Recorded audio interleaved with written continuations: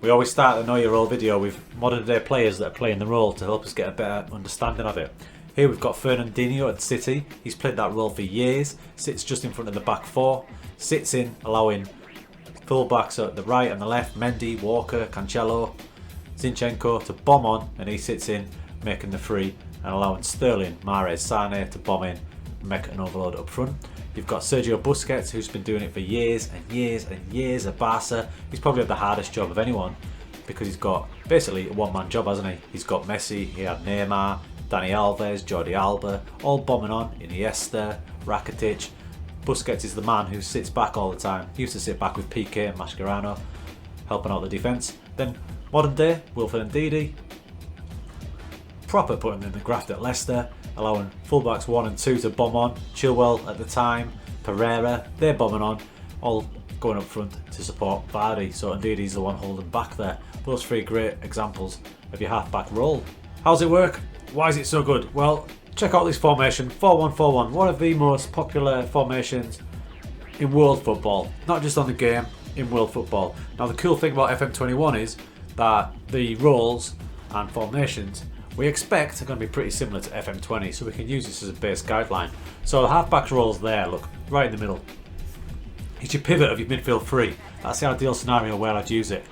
He's so good because he's going to let wing-back 1 and wing-back 2 bomb on and be carefree. Or if you use attacking full-backs, wing-backs attacking full-backs, 6 of one, half dozen the other. He's going to let them to bomb on. In turn, that's going to allow us to perhaps use our more advanced wingers as inverted wingers to cut inside. There's one option. The other option is to have a really high winger on the other side, because when they bomb on, your half-back, big fella here, drops, forming a three at the back with your other two centre-backs, so you don't get too outnumbered at the back. You'll also allow centre midfielders 1 and 2 to bomb on, all three of them supporting your striker up front. So it's a different way of getting more strikers up front, because your two wingers are going to cause the overload, cause them free up front, all thanks to big fella here in his unassumed half-back role. A great example of where your half-back's going to be on the pitch is straight from kick-off. If you've got the kick-off from the ball like we have here, now that setup there, you'd think that's a free at the back system, where in actual fact, the player highlighted there, Palmisani, is my half-back. So he's waiting, he's chilling out there back with the two centre-halves, Sila and Carlos Eduardo. Now the players to watch here are the two full-backs, Klofsky and De Jong, because they're going to be the ones that are going to bomb on. So the formation is actually a 4-1-4-1, but if you looked at that on paper, you would not think that, would you? You'd think it was a 5-2-3, perhaps, or a 5-2-2-1. But as we run it on and we kick off, you can see the changes happen. So Palmisani is still sitting there at the back, but as he sits there, highlighted, fullbacks 1 and 2 are starting to get further up the pitch, because they know they've got the extra cover. In full flow and in an attacking mode, it's a great thing to see. So here we go. We've got the ball there. There's Miguel, centre midfielder. Now instantly, we've got everyone setting off. Look, striker, left-sided player, left wing back is on the march as well. Soon to be joined by the right wing back, but half back, chilling, waiting, covering with the other two centre halves. We'll play it on a bit. Miguel to the other centre midfielder, Bernat, he switches it, who's set off like an absolute train, left back De Jong, because further back there, Palmisani sits back with the other two defenders, so they're not going to get overloaded, they know they can bomb on. As we play it on, Miguel whips it across, who's the furthest player forward? Left full back. Now he's covering this area here, so the guy on the left wing, Carter, knows he can bomb into the box. Same thing for the right hand side midfielder, Hanley.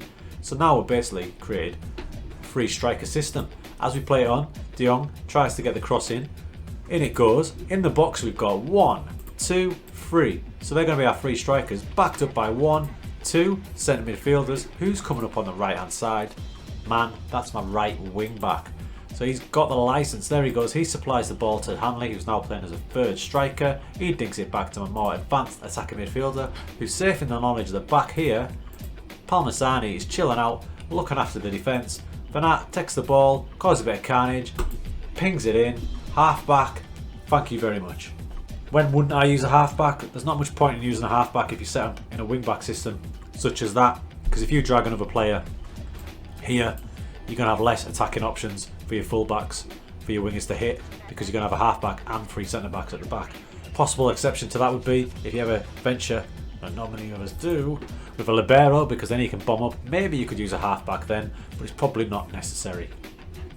Now if you want to get really aggressive, you can flip up the 4-4-2. So you've already got 2 strikers up there.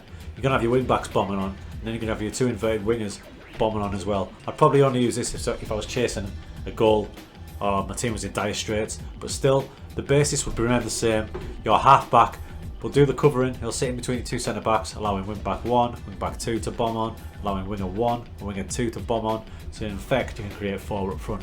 Now that's very risky, and I'd only use that if I was chasing a goal, but it just shows that even when you're chasing a goal, you don't need to think of the half-back as a defensive position. It's not. It's the best defensive attacking midfield position you're going to get.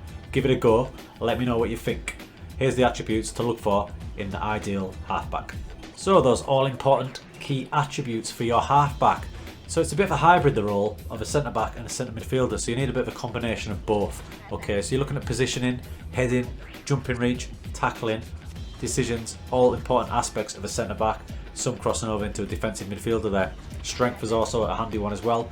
Now passing is a little bonus one I like to have, because a lot of the time your half-back will play simple balls, but if he's a good passer of the ball as well, it opens up an option for a bigger through ball, a bit like a ball playing defender.